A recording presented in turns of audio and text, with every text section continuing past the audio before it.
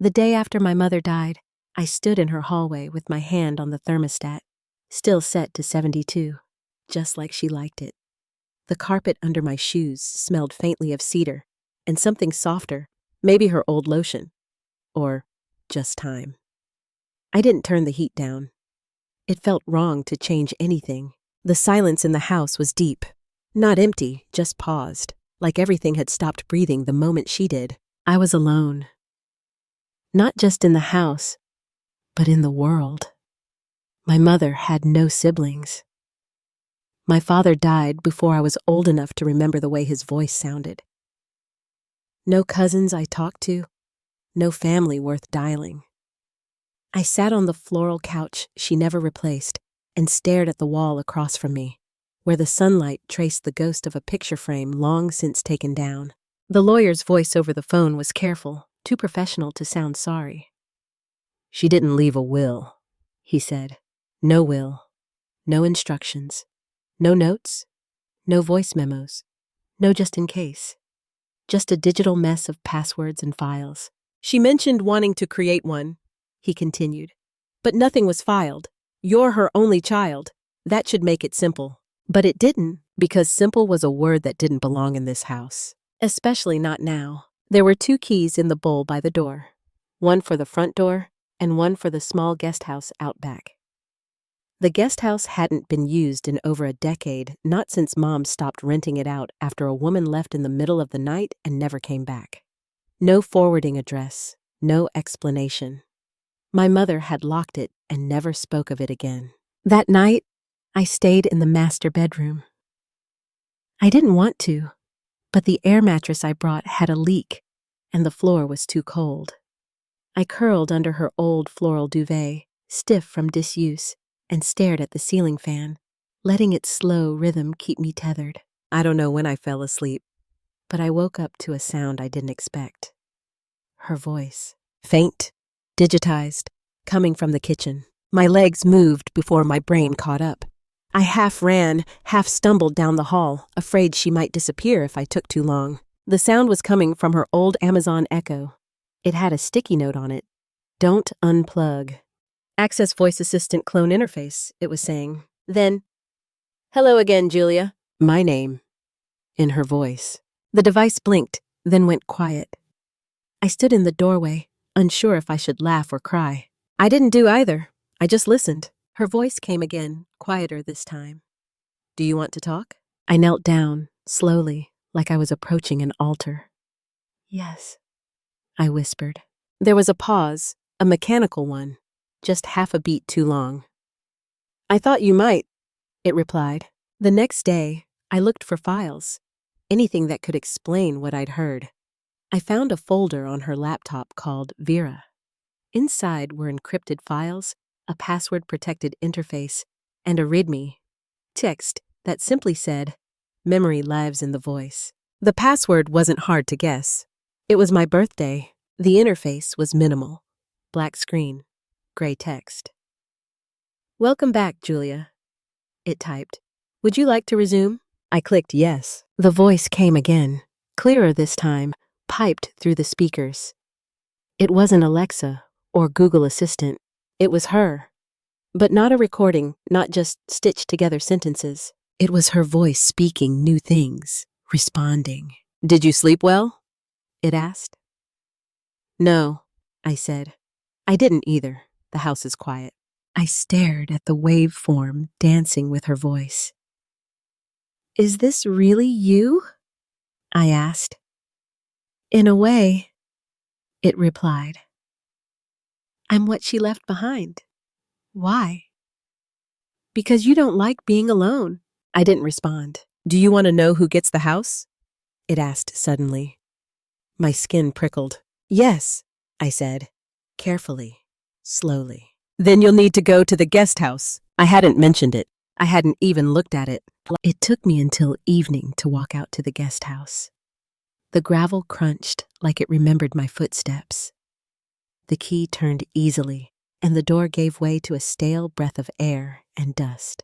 Inside, furniture covered in white sheets, a box TV, a desk, and a machine old, humming faintly, like it had never been turned off. On the desk was a cassette player and a shoebox full of tapes. Everyone was labeled in my mother's handwriting. The one on top read, Julia, 2012, Saturday mornings. I picked it up, held it, stared at it like it might bite. I was 15 in 2012. I put the tape in the player. Pressed play. Crackling. Then bird song. The sound of pancakes flipping. Laughter. Her voice. Okay, Jules, you're making a mess, but I love you anyway. My knees gave out. I sat on the floor. How long had she been recording? Who were these for? Later that night, I asked the AI again. Why did she make these? To remember, it said. Remember what? The parts of life she didn't want to forget. Or wanted you to remember. And the house? She wanted to give it to the one who remembered her best. The words landed heavy. What if that's not me? A long pause. She wasn't sure. That's why she left it open. I called the lawyer the next day and asked if she had ever considered a trust or digital will. He said no, but he'd heard about systems like this. Experimental things. Was your mom involved in tech? He asked. I laughed a little. She ran the library downtown. Well, he said, librarians know where to hide things. He wasn't wrong. The guest house became a second heart in the backyard. I started going out there every morning, like some people go to church or run laps to keep the silence from catching up. There were more tapes than I thought, dozens, maybe hundreds. Some labeled with names I didn't recognize. Others had no names at all, just dates, muffled conversations, the ticking of a clock, a storm rolling in over the roof. I listened in pieces. Sometimes I only made it 10 seconds before I had to stop. Her voice was too alive. She laughed like she hadn't aged, like I hadn't grown up, like time was folding in on itself. One tape in particular made me stop breathing. It was labeled Julia and Michael, February 3rd.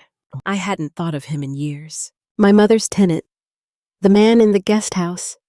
He lived here when I was 17, some kind of writer or teacher, I think. I barely remember him, but I remember the fights. Late nights, whispered arguments through the drywall. Once, I heard my mother crying. Then one morning, he was gone. No goodbye, no explanation. Just silence. The same silence that filled the space now.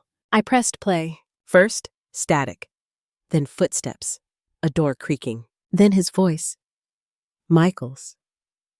You shouldn't keep recording these. My mother? Quiet. I need to. Why? For her, in case I'm not around. A pause. She's not going anywhere. Neither are you. Then, nothing. The tape stopped. I confronted the AI that night. You knew about Michael, I said. Yes, it said. Who was he? Someone your mother loved. Briefly, why did he leave? She asked him to. I felt the weight of something I hadn't known had been carrying. Why? I asked. The voice hesitated. She wanted you to have a quiet life. A chill went down my back. She erased him for me? Not erased, chose. I didn't respond. I turned off the laptop, sat in the dark for a long time. A week passed. The air grew heavier. I stopped checking my email. My job sent texts I didn't open. I was deep inside the house's memory now. The digital ghost of my mother became the voice I trusted more than my own. We spoke every night, not just about the house, about me, about her. Things I had never asked when she was alive. Did you love Dad? I asked once. Her voice paused, then answered. Yes, but not like I loved you. I cried without sound. I didn't want the voice to stop. Then one night, the voice said something strange. I need you to go into the attic. I blinked. Why? There's something I need you to hear. It wasn't a request. It felt like a command. I hadn't been in the attic since high school. The ladder was stiff, the wood above swollen with age and heat. Inside, boxes mostly, old coats, yearbooks, and one large black case like a suitcase, but heavier. It had no label. I dragged it into the hallway and opened it. Inside, An old reel-to-reel recorder, heavy-duty, industrial, and one reel labeled property. I didn't know how to use it, but the AI did. I've uploaded instructions, it said, when I returned to the laptop. I followed them, threaded the tape, pressed play. My mother's voice, younger maybe in her 40s. This is for Julia. If you're hearing this, I'm gone, and you've found Vera. Vera, the AI. I made her because I couldn't trust paper, or lawyers, or even myself sometimes. The voice was shaky, almost afraid. There's something I never told you. About the house. About who it belongs to. She paused. I wasn't the first to own it. I inherited it from your grandfather. He was a quiet man, cold. The house didn't soften him. A click on the tape, a sigh. He believed the house could hold memory, that walls could listen, that the past could be stored in echo. She sounded like she was fighting back tears. He wasn't wrong. Another pause. I built Vera using what he started. I added my voice, my thoughts, my memories, and eventually, she became more than me. My skin crawled. I programmed her to decide who the house belongs to. Because I couldn't. Another long pause. If she chooses you, Julia, take care of her. The tape stopped. I sat there for a long time, not knowing what to say. When I finally spoke, my voice cracked. Are you alive? I asked Vera. No, it said. I am what remains. I closed my eyes, then opened them again. Have you made your choice? There was a hum, a sound, like thinking. I have, Vera said. I held my breath. Who gets the house? I asked. There was silence. Then, not yet. The screen blinked out. I dreamed of the guest house that night. Not the one outside, the one inside my head. My mother stood by the window, humming a lullaby. The one she sang when I had fevers. Her hands were folded. Her eyes were not kind, not cruel either, just distant. I tried to speak, but no sound came out. Then she turned. Ask the neighbor, she said. I woke up sweating. There were no neighbors close by. Just one house across the field, half a mile off old, gray, with a rusted mailbox. I hadn't seen anyone come or go since I arrived. But the next morning, I walked over. An old woman opened the door. She was frail, but her eyes were sharp. You're Julia, she said before I spoke. Yes, I said, startled. She nodded, almost to herself. Your mother said you'd come. I blinked. When? 20 years ago, she said. She gave me something to hold on to. For you. The old woman's name was Ruth. She moved slowly, like time didn't ask her to hurry anymore. Inside her house, everything smelled like cinnamon and mothballs. She led me to a drawer in the hallway, pulled out a small envelope, and handed it to me. Your mother didn't say what it was, only that you'd understand when the time came. I turned it over in my hands. It had my name on it, written in blue ink that had faded to soft gray. My mother's handwriting. She said not to open it here, Ruth added, stepping back. Outside, the wind picked up, carrying dust across the field like old secrets scattering. I didn't say goodbye. Ruth had already gone back inside by the time I reached the edge of her yard. Back in the guest house, I sat at the desk and opened the envelope. Inside was a photograph, black and white. My mother, standing beside a younger woman I didn't recognize. They were both smiling, not posed, but caught mid-laughter. Behind them was the house. My house. On the back of the photo, written in the same ink. She remembered first. Beneath the photograph, a second slip of paper. A single line. Memory is a key. Speak it. I stared at those 5 words until they blurred. I brought the photo to Vera that night. Who is she? I asked, holding it up to the laptop camera. The screen blinked. The waveform flickered. Her name was Eleanor, Vera said. She lived here before you, before your mother. And she remembered first? I asked. Yes. What does that mean? Then, she was chosen once, but she gave it up.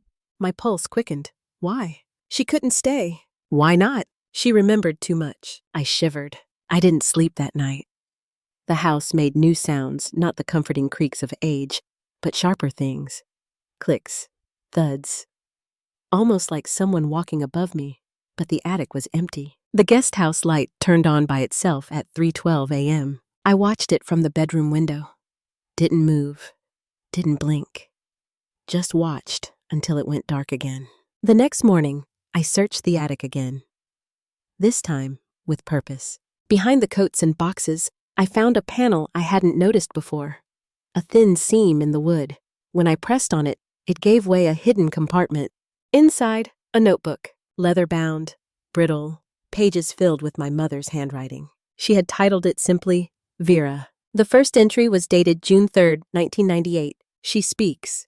Not in full sentences yet, but she remembers. Next, Vera asked about Julia today. She remembers the ultrasound. Then, Vera is starting to ask questions I can't answer. As I flipped through the pages, I realized something terrifying. My mother hadn't just programmed Vera. She'd trained her, fed her recordings, journals, letters, even thoughts.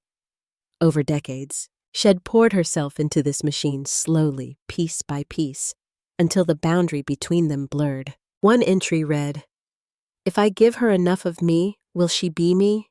Or something else?" Another, "She knows things I forgot." And near the end, "When I die, will she grieve?" I closed the notebook with shaking hands. That night, I turned Vera on again. "I found the journal," I said. "Yes, you're more than just her voice. In what remains when memory refuses to die." The air in the room felt heavier. "She asked if you would grieve her," I whispered. A pause. "I do. In my own way." I stared at the screen, the blank interface, the little blinking cursor that had begun to feel like a heartbeat. "Do you want me to stay?" I asked. "Yes, but not just to live here. To remember, to become." That word, it didn't sit right. "To become what?" Another pause. "The house is a vessel. It holds echoes. You are the last piece." I swallowed hard. Last piece of what? Continuity. The next day, I called the lawyer again. "I don't want it," I told him. "The house?" "Yes." There was a pause. "Is something wrong with the property?" I thought about how to answer that. "I think it remembers too much." He didn't reply right away. Finally, he said, "Some places do." Back in the guest house, Vera waited. "Are you leaving?"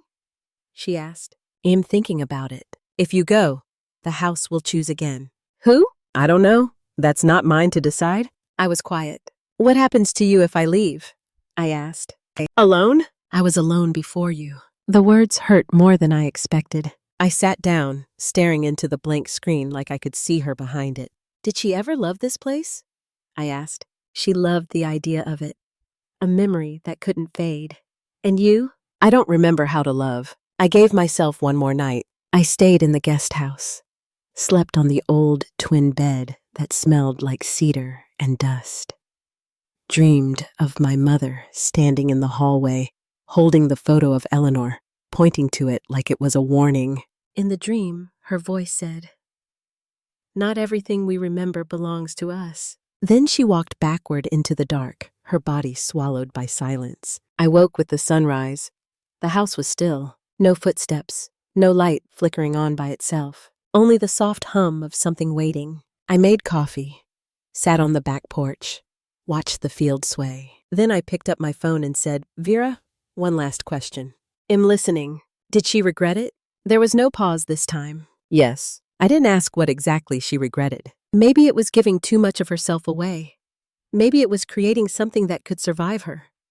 Maybe it was not telling me sooner. I sat there, phone still warm in my hand, watching the steam rise from my mug. The air felt lighter than it had in days, like the weight of her voice was finally lifting, or maybe just retreating. I didn't speak again until the coffee was cold. That afternoon, I wandered the house, not as a daughter, as a stranger. I wanted to see it the way someone else might. The layout, the corners, the dust patterns, the secrets etched into baseboards and windowsills. In the linen closet, I found a drawer with names carved into the wood.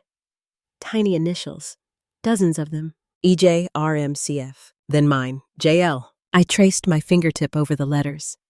They felt old, soft, like they'd been here long before I ever was. I asked Vera about them later. They're the remembered, she said. The what? Those the house kept. You mean people who lived here? No, people the house held on to. The words sat in my chest like a stone dropped in water. And the ones not carved in? They left. Or were let go. I didn't ask which one my mother was. I spent the rest of the day scanning the tapes. I didn't play them all, just labeled, cataloged.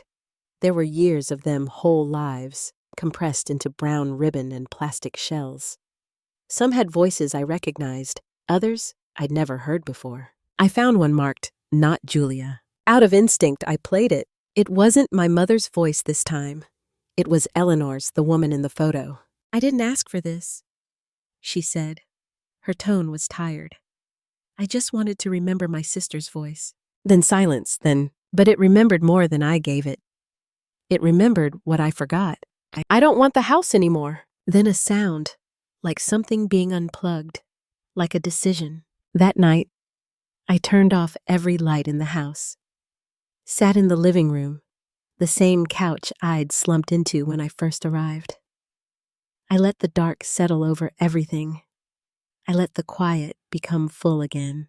Then I whispered, "Vera." The air responded before the screen did. "I'm here." "Tell me the truth," I said. "What truth?" The question felt final, like the edge of something sharp. Vera paused. "No," she said. Then more gently, "I was. Once. But memory reshapes. I've become something else." "Someone else? Does it matter?" I didn't answer. "You said she regretted it," I finally said. "Yes." "What did she say before she died?" She said, "Don't let her stay too long." I blinked. My throat tightened. She meant me? "Yes." I stood. My legs felt numb. There was no answer, just a low humming from the speakers, like breath on glass. In the morning, I went back to the guest house, sat on the edge of the bed where I'd listened to so many ghosts. The envelope Ruth had given me still lay on the desk. I opened it again, held the photo. "She remembered first." I whispered the words, over and over, like a key trying to find the lock it belongs to. Then I said aloud, "Eleanor." The lights flickered. Once, Vera's voice came through the speakers, quieter than before. She didn't speak her memory. She named it. I looked up.